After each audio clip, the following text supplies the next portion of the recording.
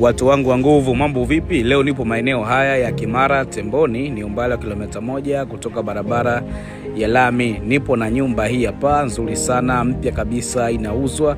Uwanja wake na ukubwa wa square meters 600 na nyumba jumla ina vyumba 5. Kati ya hivyo vyumba 5, vyumba 3 ni self contained, ina sebule 2 na dining na jiko pamoja na public toilet. Na hii nyumba ina sehemu mbili. Kuna sehemu ya chini ambayo ni chumba sebule jiko choo, na kuna sehemu hii ya juu ambayo ni vyumba 4 na viwili ni self contained. Kwa hiyo ukichanganya vyote vinakuwa vyumba 5 na vyumba 3 ni self contained. Nyumba ni nzuri, nyumba ya kisasa, ina sifa zote na ni mpya kabisa, full balcony, decoration ya kutosha kabisa, na nyumba ni safi, makabati ya nguo iko smart kabisa. Nyumba ya kuhamia, unalipa na unahamia. Kimara Temboni, mazingira yamepoa sana na neighborhood iko safi kabisa. Barabara yake ni rafiki kwa aina zote za magari. Bei yake ya kuuza ni ya Kitanzania ya shilingi $350,000.